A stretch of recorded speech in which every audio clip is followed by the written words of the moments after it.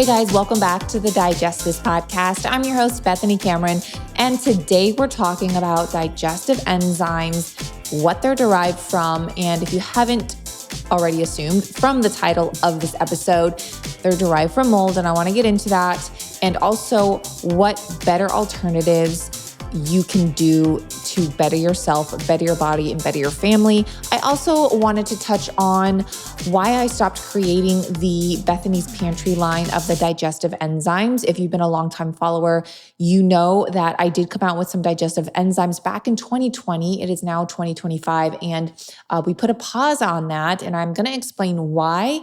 And so this is going to be another short and spicy episode, and I hope you get a pack full of, I was going to say nutrients, but you know what I mean? Pack full of nutrients, pack full of information in this episode. So let's get right into it.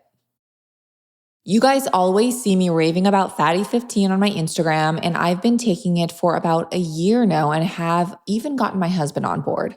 Well, why? Because Fatty 15 is the first supplement ever to help cellular fragility syndrome, which is due to low levels of the essential fatty acid C15. The pure C15 ingredient in Fatty 15 has 26 more cellular benefits than omega-3 and repairs 83% of cell types. As many as 1 in 3 people worldwide may have low C15 levels and cellular fragility syndrome.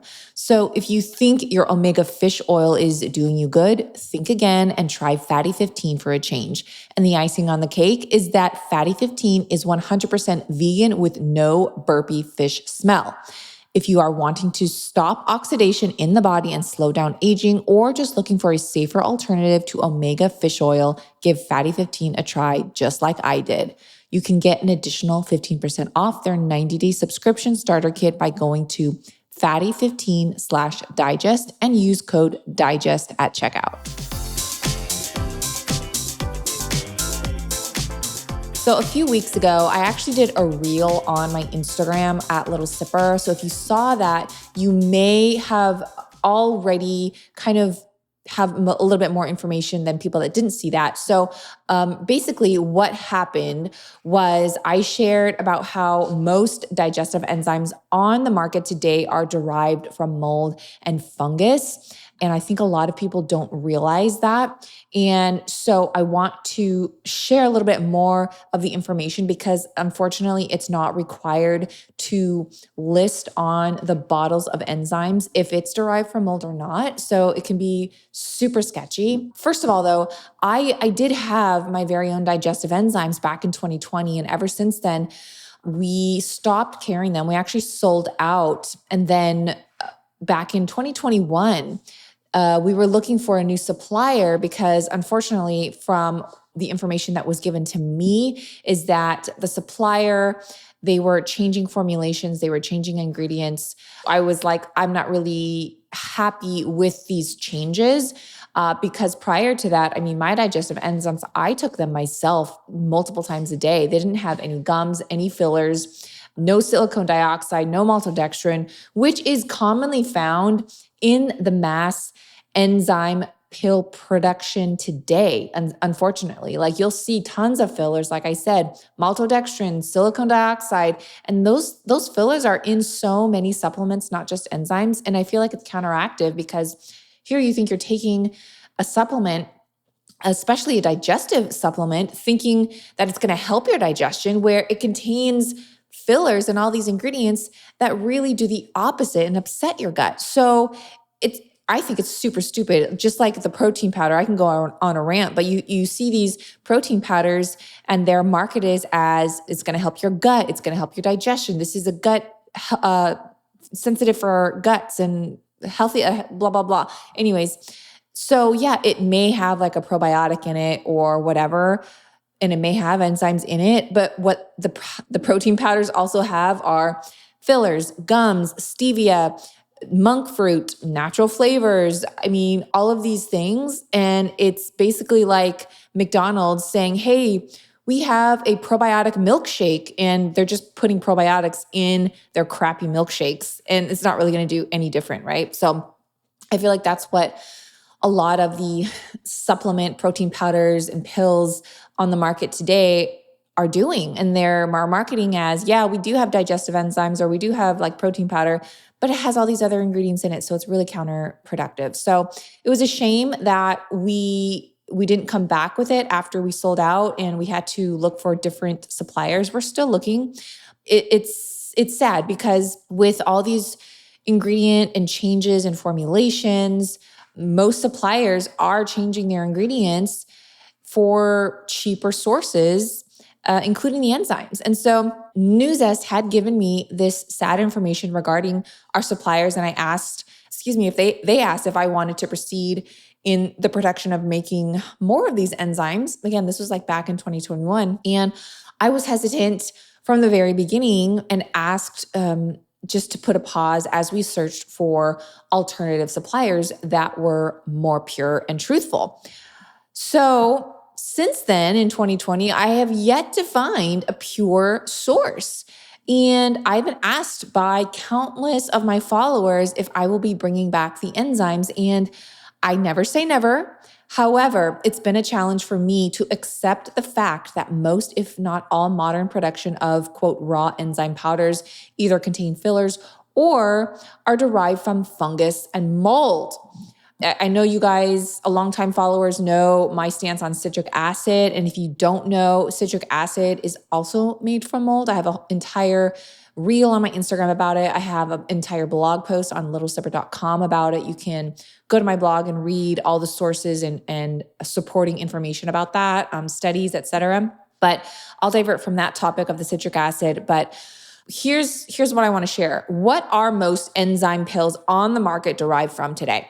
So as previously mentioned, most raw enzyme materials are made or derived from mold and or fungus. Several arguments claim that it's completely safe, it's not harmful to the human body. However, in my own experience, when you try and play God and manipulate things from what their intent is, it never works out. Heck, there's so much supporting evidence out there regarding nutritional yeast and how it's amazing for you and it's the beneficial evidence for the body, yada, yada.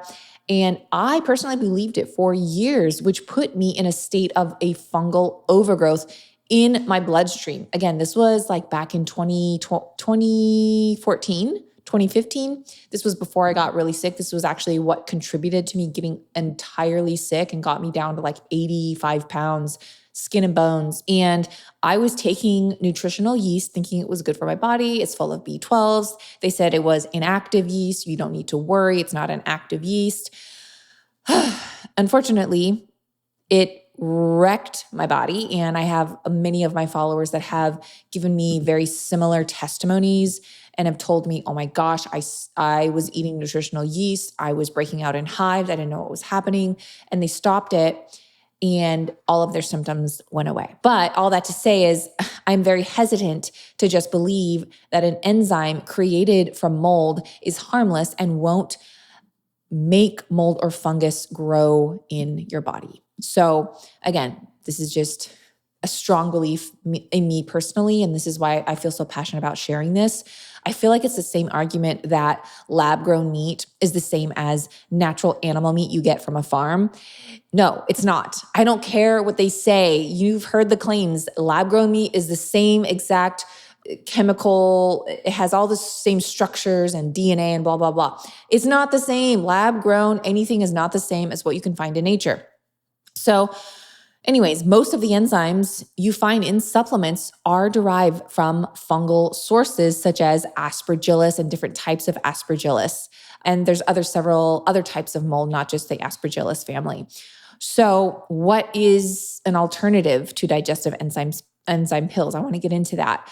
But all that to say, if you go and look at enzyme pills in the grocery store or in the supplement and vitamin section, some brands will have in parentheses like derived from X mold, right? Derived from aspergillus or a certain type of family. But many of them will not give that information out, and it's not required to do so. So Thankfully, I'm very glad that certain companies do expose that, because it's helpful to me. It's helpful to the consumer to know what they're getting into, what they're buying, what they're putting into their body.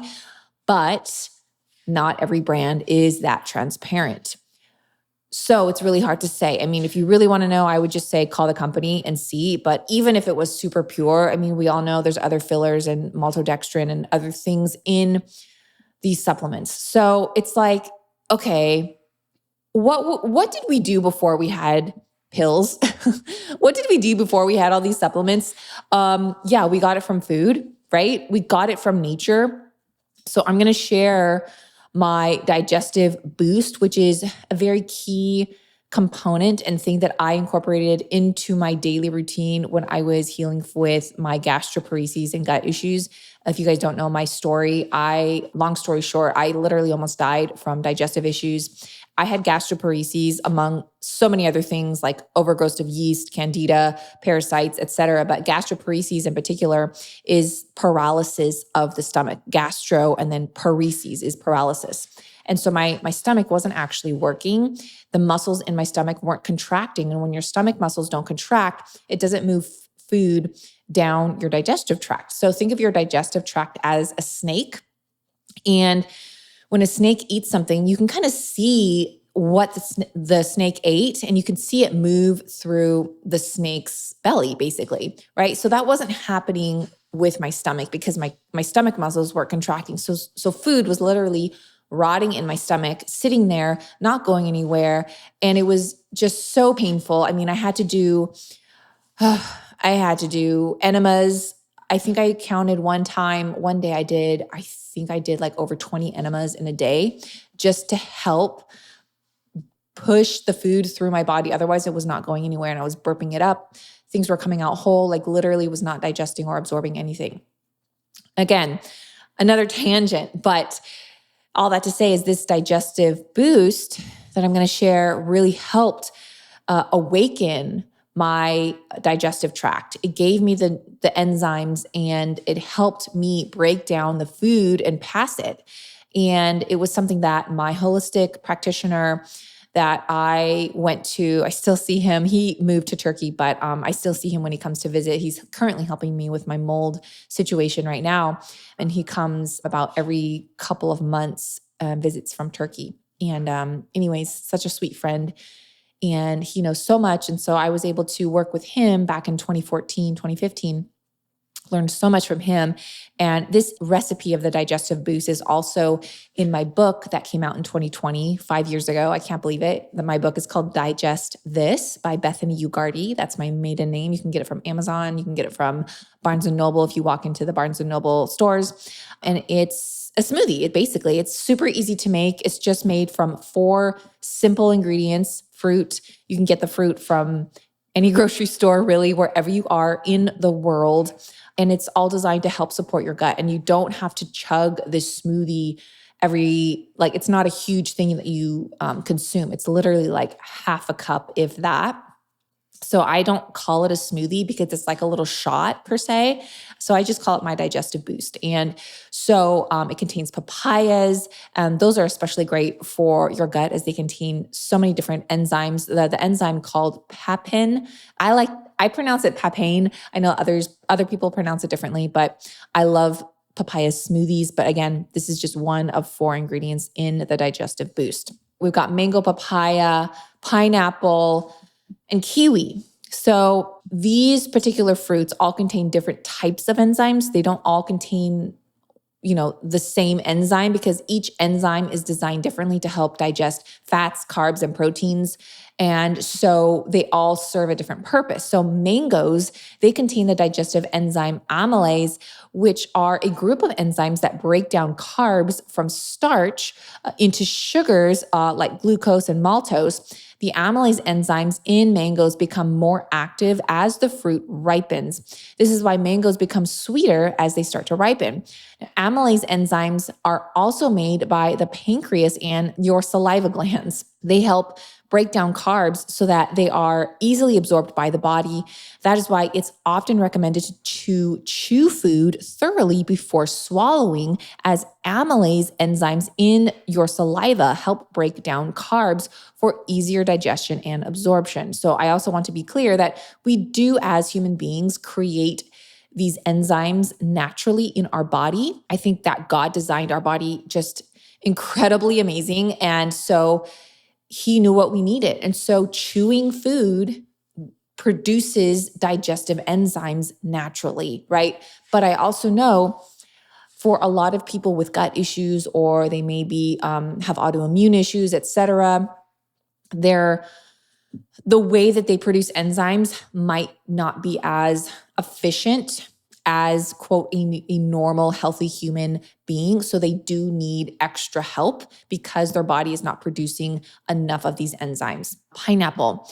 Now, pineapples contain a group of digestive enzymes called bromelain. These enzymes, they help break down protein into its building blocks, including amino acids. This aids the digestion and absorption of proteins.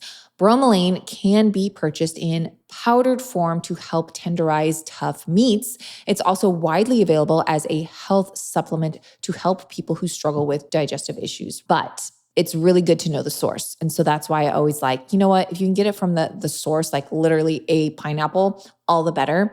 Also, these particular enzymes are very concentrated in the core of the pineapple. So like if you ever cut open a pineapple and there's that hard core in the middle, don't throw that away. I think that's like the golden piece of the pineapple. And I always chew it and try and eat as much as I can. And then I spit out the fibrous, really hard parts that you really can't swallow, but try and chew it as much as you can.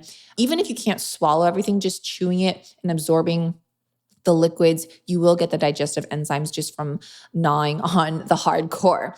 So papaya, one of my favorite fruits, if you didn't know.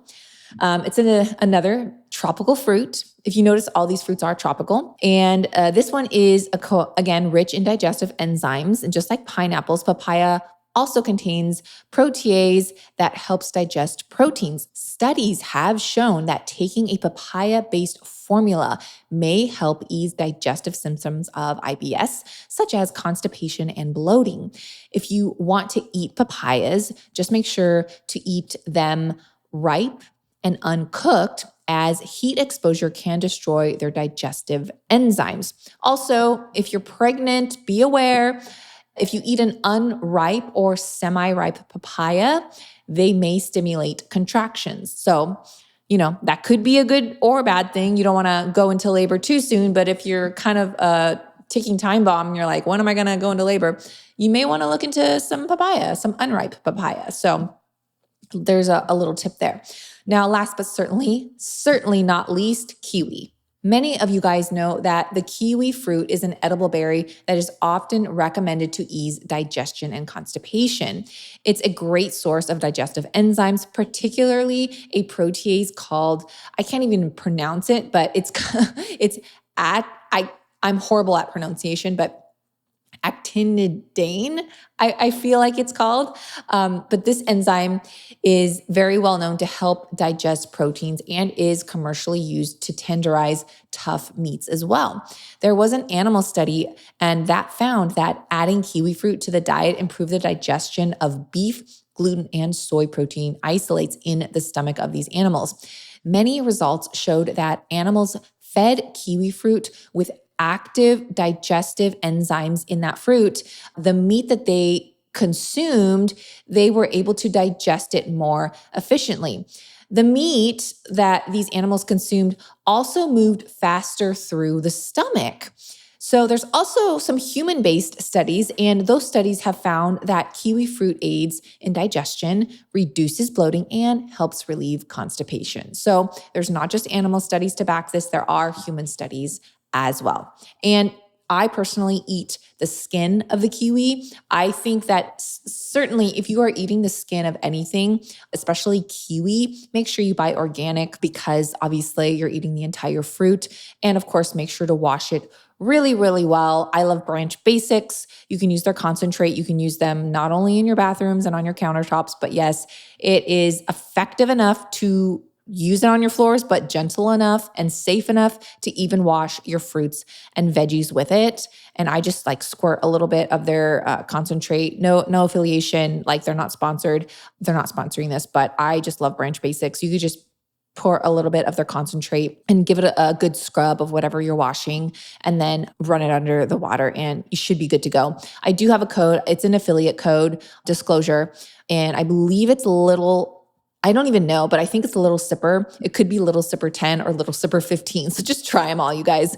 That should get you 15% off their starter kit. I don't think my code is useful for everything on their site, but I do know for a fact it will get you a discount on their starter kit, which includes their concentrate. So here's how to make the digestive boost. Get a pen and paper, save this podcast episode so you can reference back to it later, but it's super easy. So the ingredients is just 1 mango. Obviously you peel and pit the mango. You add that to a blender, add half of a cut pineapple, peeled and cored to the blender. You add half of a ripe papaya.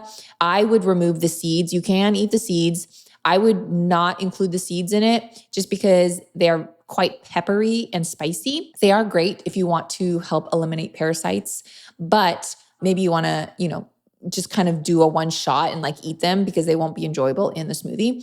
And last but not least, 4 whole kiwi fruits, skin included, washed, all that good stuff. So you're going to add all that to your blender, blend it. Don't add any water or any liquid. Blend it until smooth. And then you are going to pour the puree into 7 individual freezer-safe containers. I'll try and include the link in today's show notes, but I use these half-cup mason glass jars. And so they're freezer-safe and all of that good stuff. And they work perfectly. They're already measured out. And so I'll include that link in today's show notes. So I just get them from Amazon. And then you're going to pop them in the freezer. I leave 1 out that particular day that I make it, right? Because I'm just going to use it either that day or the next day. Everything else you're going to place in the freezer immediately, which preserves the enzymes and keeps it as fresh as possible. And then each day or the night before, you're just going to remove 1 container from the freezer for the next day. And then you're going to just have that little digestive boost or digestive shot each day. I would recommend having it like not first thing in the morning, but like mid-morning, maybe like 10 a.m. or something like that. Of course, whatever works for you. I say try and incorporate any kind of health or wellness trick or anything like that. I say do it what works best for you because it's better to do it that works best, like in your schedule, than to just not do it at all, right? Like working out, I don't advise working out late at night, but if that's the only time you can do it, then do it. Like the seed, I take seed probiotic. It says to take it first thing in the morning, but some people forget and their routine is like, no, I take it at lunch or I take it at dinner. Hey, you know what? Better to do that than to just not do it at all. So do what works for you, but ideally I would do it like 10 a.m. in the morning. I hope this information was helpful. I'm going to include certain links. I'm also going to include supporting sources for all of the different studies that I referenced. That way, if you want to dig deeper, don't just take my word for it. Take a look and dig into yourself. I always advise doing that. Thanks for listening, and I'll see you guys next time. Thanks for listening to this episode of Digest This. If you enjoyed this episode, please leave a review in your podcast app to let us know. If you're ever wondering how you can support me and this podcast, sharing it with your friends and family is the best way. This is a Resonant Media production produced by Drake Peterson and edited by Mike Fry. To email the show, message us at digestthispod@gmail.com. See you next time. The content of this show is for educational and informational purposes only. It is not a substitute for individual medical and mental health advice and does not constitute a provider-patient relationship. As always, talk to your doctor or health team first.